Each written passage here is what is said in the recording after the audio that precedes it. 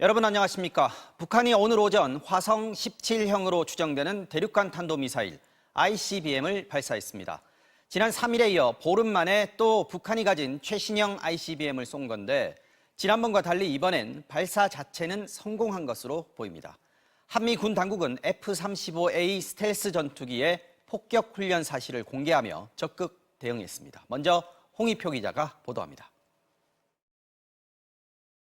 오늘 오전 10시 15분쯤 북한이 발사한 대륙간 탄도미사일 ICBM 한 발이 군 당국에 포착됐습니다.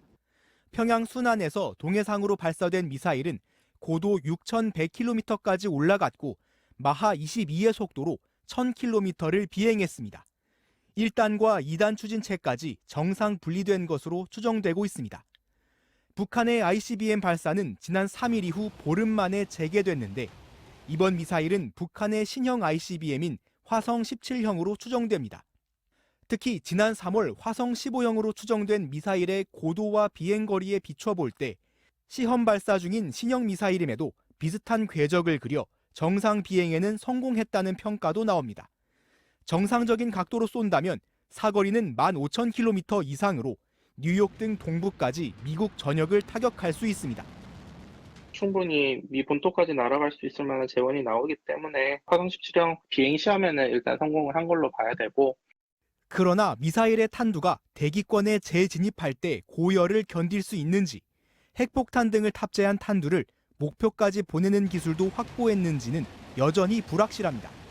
한미 군 당국도 즉각 대응에 나서 우리 공군의 F-35A 스텔스 전투기 4대와 미국 공군의 F-16 전투기 4대가 참가해 공격 편대 비행을 벌였습니다. 특히 F-35A가 정밀 유도 폭탄으로 이동식 발사대 같은 모의 표적을 타격하는 훈련도 실시했는데 F-35A의 이런 훈련 사실을 공개한 것은 이번이 처음입니다. 적에게 탐지되지 않고 목표물에 은밀히 접근하여 표적을 정밀 타격하는 능력을 현시한 것입니다. 정부는 국가안전보장회의를 열고 북한의 ICBM 발사에 대해 유엔 안보리 결의를 명백히 위반한 중대한 도발이라고 규탄하고 북한이 오판해서는 안 된다고 경고했습니다. MBC 뉴스 홍익표입니다. 자, 다음 소식입니다. 지금 법원이 더불어민주당 이재명 대표의 최측근인 정진상 당대표 정무조정실장의 구속영장 실질심사를 진행하고 있습니다. 정 실장의 구속 여부가 이번 검찰 수사의 분수령이 될 것으로 보이는데요. 서울중앙지법 연결해 보겠습니다. 김상훈 기자. 자, 아직 영장심사가 안 끝난 겁니까? 네, 오늘 오후 2시 정진상 실장에 대한 구속 전 신문이 시작됐는데 현재 6시간 가까이 신문이 진행 중입니다. 대외 노출이 극히 드물었던 정 실장은 오늘 법정에 출석하면서 취재진 앞에 서서 짧게 입장을 밝혔습니다. 들어보시죠. 군사정권보다 더한 검찰 정권의 수사는 살아있는 권력에도 당해야 할 것입니다. 정 실장은 또 지금 검찰의 수사는 증자살인 3인 성호라고도 말했습니다. 거짓이라도 여러 사람이 말하면 사실로 믿게 된다는 뜻의 사자성어인데 검찰이 유동규 전 본부장 등 일부 진술에만 의존해 허위 수사를 한다고 반발한 겁니다. 구속영장심사에서 당사자에 대한 신문이 이렇게까지 길어지는 건 다소 이례적입니다. 먼저 검찰이 정 실장의 범죄가 의심되는 이유, 왜 구속이 필요한지 설명하는 데만 3시간이나 걸렸습니다. 이어 지금은 정 실장 측이 검찰이 내세운 사실관계를 조목조목 반박하는 중입니다. 정 실장 측은 100쪽 넘는 의견서까지 준비해왔습니다. 거센 법정 공방뿐 아니라 법정 밖에서도 신경전이 벌어졌습니다. 정 실장의 변호인단이 신문을 마친 뒤 검찰청 기자실에서 기자회견을 하려 했는데 이 소식을 들은 검찰이 오후부터 돌연 청사의 외부인 출입을 막고 나선 겁니다. 기자단은 기자회견을 막으려고 청사 출입구를 막은 처사는 부적절하다며 검찰에 항의하는 입장문을 전달했습니다. 정 실장은 신문을 마친 뒤 서울구치소로 이동해 결과를 기다리게 됩니다. 피의자 신문에만 상당 시간이 걸리면서 구속 여부에 대한 법원 결정은 하루를 넘겨 내일 새벽 나올 것으로 보입니다.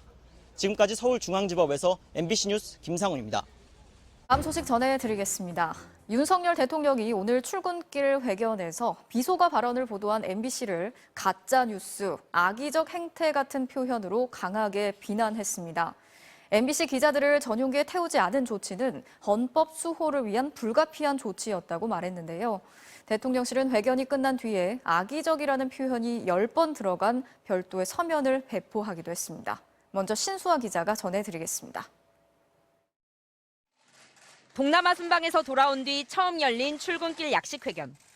윤석열 대통령은 순방 성과를 설명했습니다. 순방 과정에서 논란이 된 대통령의 언론관에 대한 질문이 나왔습니다.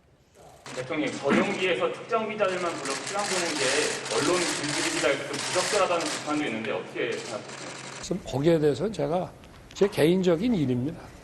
제가 뭐 취재에 응한 것도 아니고, 자, 또 공적인 공간이었는데. 또 없으십니까? 개인적인 일이라고 선을 긋고 더 답하지 않았습니다. 곧바로 MBC에 대한 전용기 탑승 배제 조치를 묻는 질문이 이어졌습니다. 선택적 언론관이라는 비판도 일부에서 나오고 있는데 그런 비판에 대해서 좀 어떤 입장이신가요? 자유롭게 비판하시기를 저는 바라고요. 다만 MBC MBC에 대한 그 전용기 탑승 배제는 우리 국가 안보의 핵심 축인 이 동맹 관계를 사실과 다른 그런 가짜 뉴스로 이간질하려고 아주 악의적인 그런 행태를 보였기 때문에 대통령의 그 헌법 수호 그 책임의 일환으로서 그런 부득이한 조치였다고 저는 생각을 하고. 가짜 뉴스, 이간질, 악의적 행태 같은 표현이 등장했습니다. 하지만 그 다음 질문에는 답하지 않았습니다. MBC가 뭘 악의적으로 했다는 거죠? 뭐가 악의적이에요? 대통령실은 2시간 뒤 부대변인 명의로 별도의 서면 브리핑을 배포했습니다.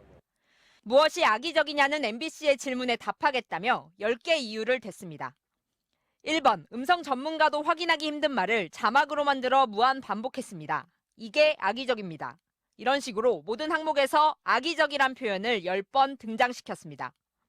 MBC는 입장문을 내고 대통령의 발언은 공적 영역에 속하며 비속어 발언 논란 역시 활발한 검증과 비평의 대상이 돼야 한다고 밝혔습니다. 또 이 같은 언론 활동에 대해 대통령이 근거 없이 가짜뉴스, 악의적 행태라고 말한 것은 헌법 가치인 언론 자유를 위축시킬 수 있는 위협이라고 덧붙였습니다. MBC 뉴스 신수아입니다. 저희는 이틀 전 12구 참사 당시 CCTV 화면을 단독 입수해서 보여드렸습니다. 현장 경찰들이 112 신고 사실도 제대로 전파받지 못해서 골목 안 상황을 전혀 모르고 있었던 정황이 담겼습니다. 오늘은 참사가 발생한 뒤 구조가 왜 그렇게 늦어졌는지를 보여주는 CCTV 화면을 보여드리겠습니다. 사고가 난 뒤에도 사고 사실을 모르는 사람들이 끊임없이 골목길 안으로 몰려 들어갔습니다. 현장 경찰들은 1시간 가까이 이 사람들을 통제하지 않았습니다. 손하늘 기자의 단독 보도입니다. 이태원 세계 음식 문화거리를 비추는 CCTV 화면입니다. 오른쪽으로 참사가 발생한 골목길 입구가 보입니다. 참사 2분 전인 밤 10시 13분, 골목길로 사람들이 서너 줄을 이뤄 계속 들어가고 있습니다. 나오는 사람들은 한 줄뿐입니다. 그러다 2분 뒤 사고가 터졌습니다. 사고 15분 뒤인 10시 30분, 이미 수많은 사람들이 죽어가고 있는 그 순간에도 골목길로 사람들이 계속 몰려 들어가고 있습니다. 사고가 났다는 걸 전혀 모르는 눈치입니다.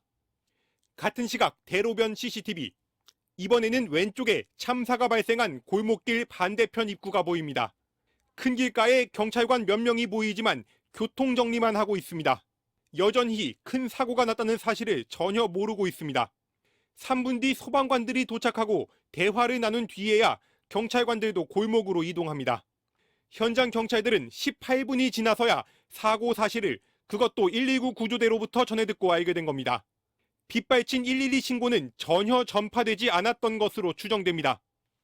참사 35분 뒤인 10시 50분, 골목 위쪽의 CCTV입니다. 경광봉을 든 여성 뒤로 제복을 입은 8명이 사고 현장으로 급하게 뛰어갑니다. 하지만 골목에서 구조대 나오는 사람은 보이지 않습니다. 참사 40분이 지나서야 출동한 구급차들로 차량 통행이 막히고 골목 쪽 사람들이 차도로 쏟아져 나왔습니다. 그제서야 구조의 숨통이 트이기 시작한 겁니다. 참사 50분 뒤인 11시 5분, 이임재 용산경찰서장이 파출소 옥상에 올라 현장 지휘를 시작합니다. 이때부터 경찰 서너 명이 골목에 더 사람들이 들어가지 못하도록 통제하기 시작했습니다. 순식간에 길이 열렸고 부상자들이 구조돼 나오기 시작했습니다. 참사 발생 뒤 57분이나 걸렸습니다. 참사 직후 골든타임이 다 지나도록 국가의 모습은 보이지 않았습니다. 예방부터 사태 수습까지 컨트롤타워 역할을 제대로 못한 책임자들의 처벌이 반드시 필요합니다. 당시 현장에 배치된 경찰은 137명. 하지만 참사 발생 이후 57분 동안이나 골목으로 계속 몰려드는 사람들을 통제하지 않았습니다. 구조는 그만큼 늦어졌습니다. MBC 뉴스 손하늘입니다. 오늘부터 서울을 오가는 경기 지역 광역버스 중에 절반가량이 입석 승차를 금지했습니다. 12구 참사 이후 안전사고를 우려한 조치인데 시민들의 불편도 해결해야 할 과제로 떠올랐습니다. 당장 오늘 아침 출근길은 어땠는지 김민영 기자가 취재했습니다. 오늘 아침 경기도 성남의 버스 정류장. 빈 좌석수가 0으로 바뀌자 기사가 바로 다음 승객을 하차시킵니다. 어떡해. 눈앞에서 버스를 놓친 승객은 발을 동동 구릅니다. 늦었어요. 어떡해요. 가서 사죄해야죠. 죄송하다고. 어떡해요. 앞쪽 정류장에서 좌석을 다 채운 버스들은 정차하지 않고 지나갔습니다. 운 좋게 한 자리 남은 버스에 올라타는 승객이 있는가 하면 빈자리 0 표시를 못 보고 버스에 올라탔다가 머쓱한 듯 내리는 승객도 보였습니다. 오늘부터 경기도 광역버스의 절반에 달하는 14개 업체가 안전사고를 우려해 입석 승차를 금지하기로 했습니다. 12구 참사 이후 밀집에 대한 우려가 커지자 불법을 감수하며 관행적으로 유지해왔던 입석 운행을 없앤 겁니다. 동트기 전부터 버스를 기다리는 줄이 생겼고 날이 밝자 정류장 곳곳에 승차대기 줄이 길어지는 모습이었습니다. 입석 없는 버스를 타봤습니다. 뒤에 한 명 더 탈 수 있나요? 안 돼요. 입석은 오늘부터 안 돼요. 서울역으로 향하는 버스를 탔는데요. 저희가 운 좋게도 마지막 승객이었고 현재 복도에는 입석 승객은 찾아볼 수 없는 상황입니다. 승객들의 말을 들어봤습니다. 갑자기 멈출 때 막 여러 사람이 서 있는데 휘청휘청거리니까 넘어질 뻔한 적도 있긴 하고. 대체 수단을 만들어 놓지 않은 상황에서 단순하게 입석만 줄인다. 이거는 조금 문제가 있지 않나. 이미 넉 달 전에 입석을 금지한 한 노선의 경우는 퇴근길 승차 대기 시간이 2~3배 이상 길어진 상황입니다. 한 번 보내신 거죠? 아니죠. 몇 번 보내셨어요? 지금 한 3대? 지친 승객들이 대체 교통수단으로 몰리면서 주변 지하철역도 더 혼잡해졌습니다. 입석이 금지된 경기 지역 광역버스 노선은 오늘까지 146개로 늘어났습니다. MBC 뉴스 김민영입니다.